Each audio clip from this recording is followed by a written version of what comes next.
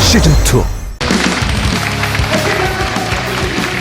Welcome everybody to the second day of the playoffs here for round number 3. I am Valdez. With me today is Rapid. How are you doing, man? You know, it's a good day for esports. Every day a good day for esports. And here we are, coming to you guys live from the Nexon Arena in Seoul, South Korea. If you are down here, then get yourself down here. If you're already here in the studio, well then why are you listening to this? If we can get them some headsets, perhaps.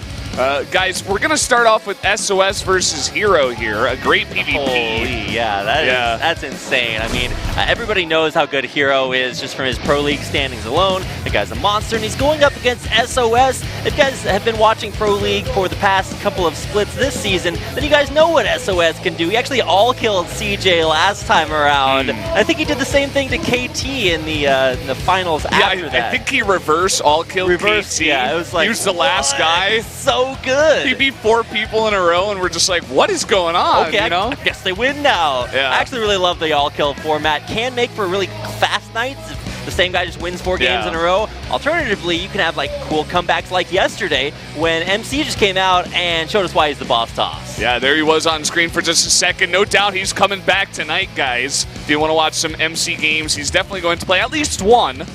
As will herO, as he is coming out first. And SOS versus herO is the rematch, actually. These guys have played a lot in Pro League. They've had some really important PvPs together. SOS took 100 grand off of herO when he beat him in the finals of that winner-take-all, 100 grand. I think it was IEM tournament. True.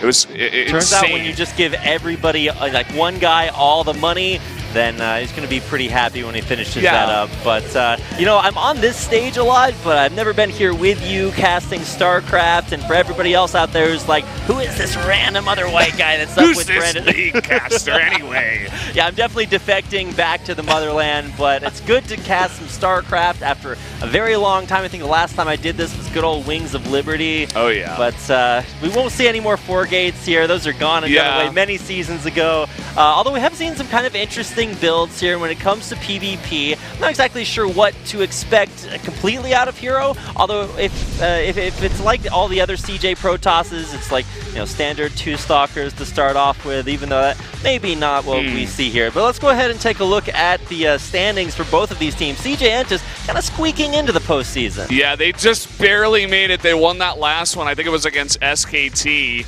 And they squeaked their way into the 4th place. They weren't able to get 3rd place. So they actually do have to win this today in order to secure their spot into the grand postseason playoffs over Africa, who they beat yesterday. That's right. We're going to be starting off with King Sejong Station. Higher win percentage for CJ, but of course, what does that really mean coming into tonight's games? It's going to be a PvP, so theoretically, incredibly even match. Look at this. This is just insanity. All the players on the generic Green Wings, you can see it's much more populated on the left side compared to the right side here. Yeah, it's like herO, Hush, Bunny, Viola MC, and then there's just like this big blank spot. Yeah. Because no one's quite as good as SOS, who's gotten 4 kills 3 separate times, and of course that all kill under his name. But starting off, it will be King Sejong Station, the map between SOS and herO. Both of these guys incredibly accomplished, and it's no stranger to see herO coming out for CJ. By far the most storied player on the team, at least the best performer this season. He's the most winning player in Pro League for this season. It's an incredible feat. He actually got ahead of Maru and Zest by I think it was 2 or 3 wins, which is a really big margin. How does that happen? I mean, Maru himself, like, he's got the best, I think, win record, the ratio. But when it comes to just straight up winning games, no one does it quite like herO. So the thing about this game is actually that both SOS and herO can all kill here. herO hasn't done it since 2014, but I mean, and he's going up against the generic Green Wings. I'm not saying it's going to happen, but it's definitely a possibility. Yeah, when you think to yourself about all killing the generic Green Wings, like, you got to go through, Rogue, Maru, SOS just to start. So it's probably going to take more than just one player, but anything can happen, especially when it's SOS, and of course herO incredibly talented. So I'm actually just excited to see this. I actually didn't expect CJ to make it this far, even over the Freaks, but man, they looked actually stellar yesterday, so who knows what they can pull out tonight. I mean, you said it best. They squeaked in just barely. They ran through that door right as it was about to close. All your fault, Innovation. You had to lose that game to Bunny. And look at this. Jenner Green Wings is 56% over CJ, who's at 44. But guys, get out there, hashtag SPL and hashtag whatever team you think is going to win or that you want to win. I mean, yesterday Valencia was going on, but you nerds have no excuse not to watch Pro League here tonight. I mean, there's that other like Starcraft 1 out there. I mean, 2 is better than 1, right? So theoretically, this should be where you guys are at. And of course, there you can see the other Protoss on your screen. Feels weird describing herO that way because he has so many other wins. Protoss, that other guy, you know. He's got a 55% win rate, so that's pretty darn good to do. He also has a 6-spotted dog on his shirt. Yeah, he does. Someone asked me what that was yesterday, actually, on Twitter. I didn't respond because I don't know. I don't know what that is. It's some brand. Dog who, for some reason, has been genetically engineered, like myself, with extremely long legs. Yeah, so he knows that and only 2 of them. And a crown. Well, I think he has like one leg is dark and the other is white, so there's that makes 4. sense. Yeah, kind of. But why is it there? Guys, we're going to jump into game number 1, SOS versus herO on King Sejong Station.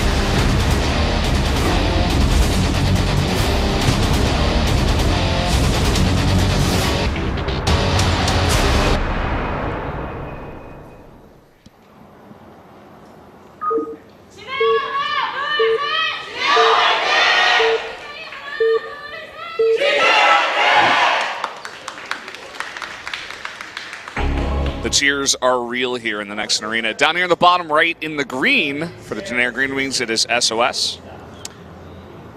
Very appropriate color. And up here in the upper left-hand side of the map in yellow is CJ Entis herO. So it would be blue for CJ Entis, but I think the Freaks stole that one away. Actually, no, they're purple. I think it's... Samsung. Who's blue? Yeah, it's Samsung. There we go. Samsung okay. has blue.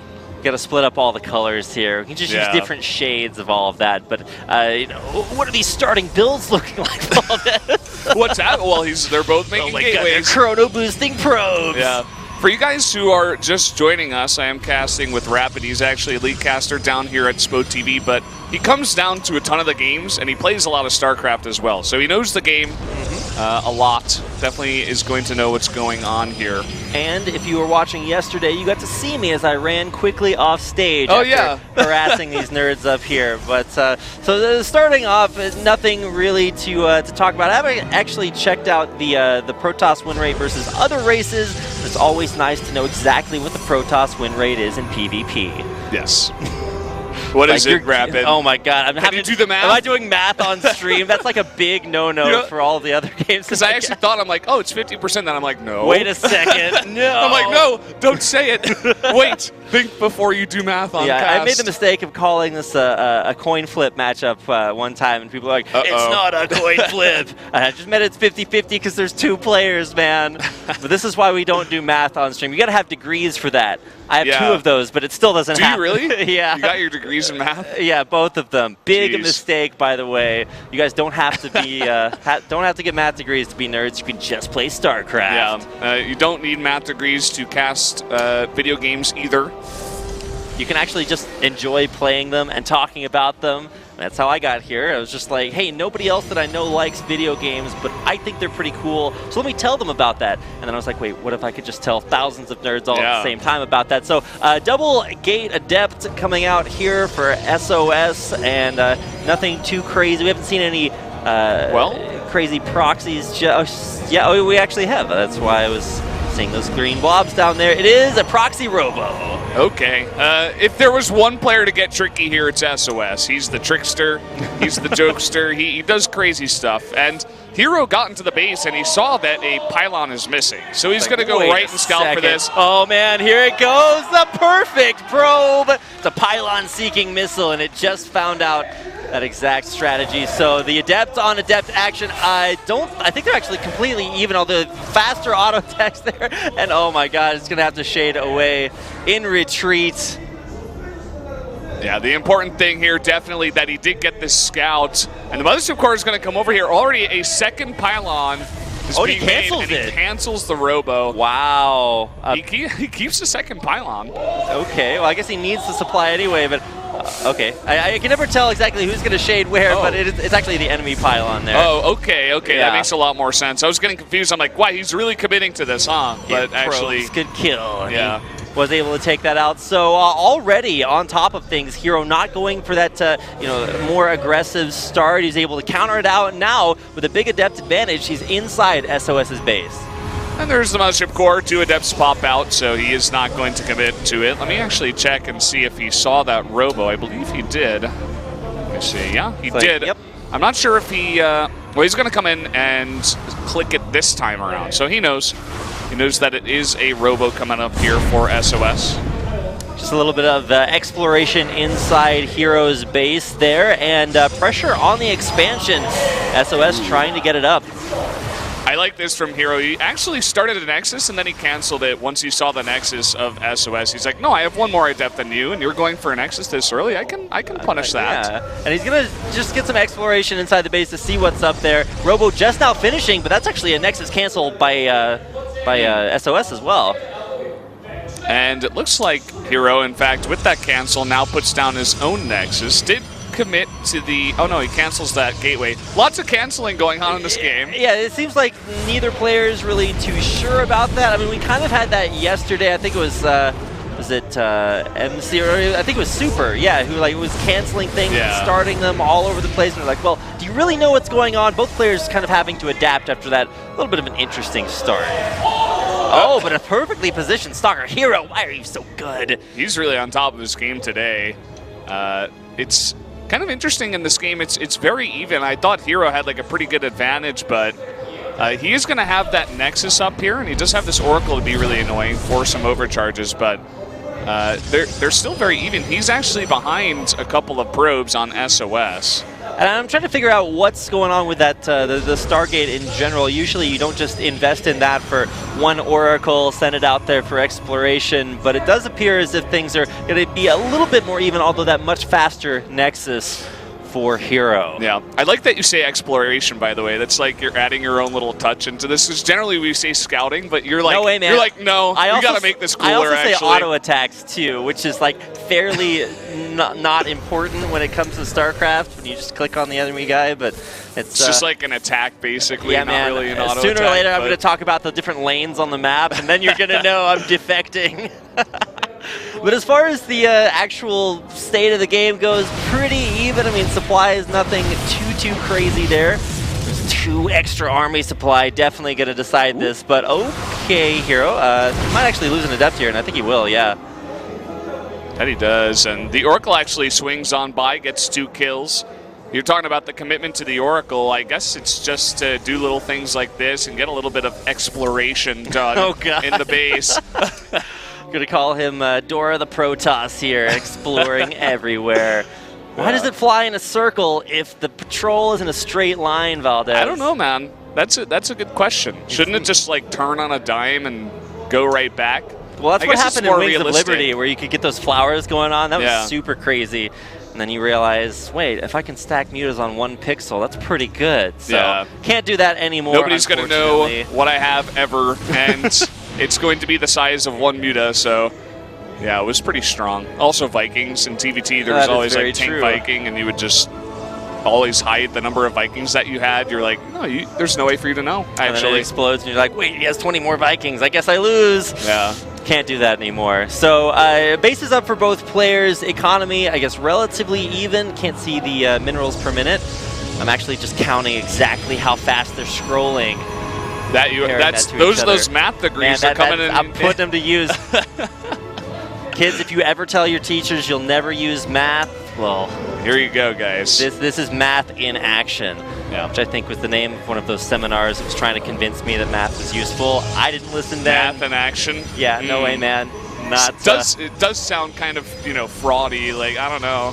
It kind of sounds like a scam to me. Somebody out there is calling me a nerd for that one. I'm like, dude, you're watching Starcraft, so let's get it straight. So embrace the nerdiness, guys. Yeah, third base coming up for both players, although once again just a teeny bit faster for herO, although herO, off the back of hitting that Nexus, is going to push out onto the map and try to secure at least a little bit of presence out there. sOs seems kind of content to just hang back for now. Yeah, herO did make a lot more gateways earlier, so he is going to be able to put on a bit of pressure here. Does get supply blocked for a bit, so perhaps not as much. Just wants to poke a bit. It's not any huge commitment. He does have a lot of stuff lining up, like the +1 and the glaives.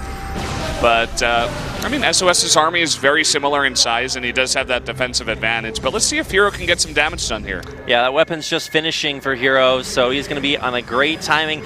Glaive's actually slightly faster for sOs, so we'll see if that makes a difference. Big adept counts here as herO pressuring this third base. Most likely forcing a cancel here, but does not want to get caught out of position. Nice wall-offs, and actually might not be able to get this cancel. The Nexus dropping down very, very low, and there it is. That's so huge. He actually, you know, he loses some Adepts and Stalkers to do this, but the force fields to keep sOs away and force a cancel is so big because herO's got his third Nexus up already. Yeah, what's sOs going to do? Counterattack? No. You're all the way across the map. It's King Sejong Station. It's a big station. I actually don't know where the station is. There actually saw Antarctica. GTR's got all the answers. Oh, man. yeah, that's true. He actually told me that. The encyclopedia, yeah. Oh, I went down to Gongdak, and there's that big presidential palace where they have the statue of King Sejong, and I was like, is this really what the map's based after? But no, it's actually in Antarctica. That's what the station is based after, I guess, you know. Which King is what Sejong. Korea is based after. Well, Korean is based after. Good old the King language, Sejong. you know, the written language. Decided to make both a cool language and a sick map here. Probe's just kind of chilling here. I feel like you got to put those guys to work, but in the end, that will be cleared up.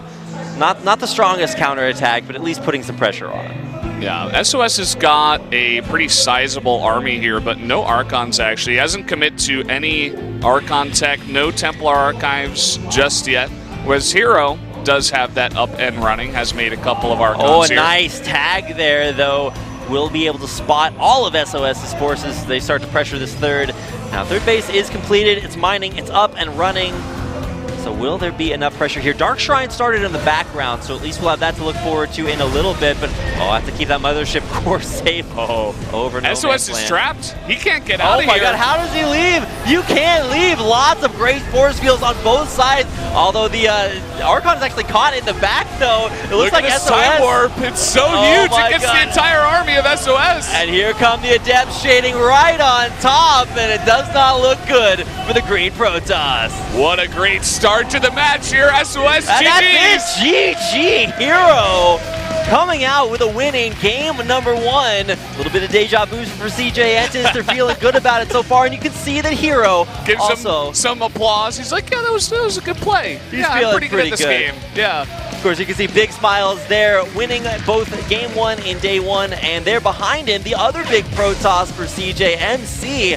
Sure we'll get a chance to see him a little bit later on, but great start to CJ, a win over one of the best players from Jin Air Green Wings, although I guess you always see the same 4 players. You were talking about that earlier. Pretty Taking much, out sOs. Who's next? It's a good start. I mean, that's one thing I didn't mention actually is that King Sejong Station is such a herO map. They always use herO for this map, right? They had to have known that herO was coming out. He came out first yesterday too, and now it's an even better map for herO. So they send out sOs to snipe him, and he fails.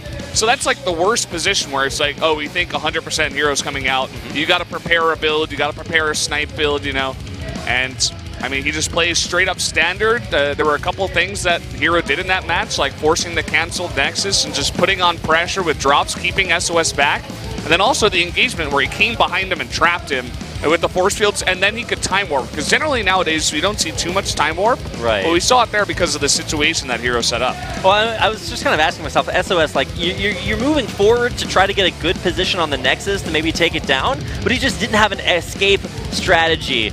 He could run for president on those mines set. But if you think about what players coming out next, it's going to be on New Gettysburg. So it's a new map this season, and one that I know is a little bit confusing to start out with. It's got air blockers and island expansions. It's got a bridge. That is true, man. That bridge has cost me so many things. Turns out it's exactly 4 Zerglings wide. Yes. So we won't be, it's just my measurement. It's like, wait a second, there's no Zerglings here, unless they bring out a guy like Rogue, the Swarm Host King. Could happen. Yeah, I mean, looking at the maps, afterwards is Overgrowth, which is one of the best Zerg maps in the pool. True. So I'm feeling the Rogue hype. Okay, well, you thinking the same, or what I are mean, you you don't want to use Maru too early. That's sort of, I don't want to call it your ace card, because obviously they did prep SOS for game number 1. That didn't work out, so maybe you just like send out Maru and start to rack up some wins there. Although, like you said, maybe saving Rogue for Overgrowth would make a little bit more sense, just given the statistics. Well, he could come out here, and if he gets the win, he can go to Overgrowth as well. So, because both New Gettysburg and Overgrowth are good Zerg maps, so I just like the pick now and just let him get out there. If he wins, he's also in a great spot to get 2 wins. All right. Well, it's kind of like, well, we're trying to figure out which amazing player comes out next. It's like, well, you don't get to this point in the Pro League playoffs without having an entire team roster that's extremely good. And that was what I was kind of questioning about CJ yesterday is, which one of their players are so much stronger than Afrika to be able to bring them this far? Well, it turns out that was CJ. That was CJ. That was the team. It was MC, and he definitely came out and crushed it. So looking forward to seeing him a little bit later on. But herO's looking good today. That was a really solid game. It wasn't like he did anything too special, just the way that he controlled it, right? So if he's on point and they got MC coming out after him sometime, that's a really strong CJ team we got on the way. That is true. And I mean, yesterday herO only picked up 1 win. He played against Curious in the second set, and he got like really greedy with his macro. He like put up an early third base, and Curious was just like, wait a second, you can't do that. I'm Curious. I can actually just kill you. So he went with this big Ravager. Well, it wasn't all in, but just realized, hey, you don't actually have any units. He rolls up with a bunch of Zerg, and you're like, wait a second, let me pylon overcharge my way out of this. It's a good ability. It's not that good. You can only use it to a certain extent. Yeah. It only goes so far. It's not going to save you from just rushing 3 Nexuses, especially after you get scouted. Just like, kind of going to kill you. So, for sure. I mean, maybe that game 2 weakness versus Zerg is going to come out here if we do get a guy like Rogue, but don't know just yet. Yeah, the interesting idea for me here is when are they going to use Trap, right? Because there's 4 players that are coming out, right? It's SOS, Maru, Trap, and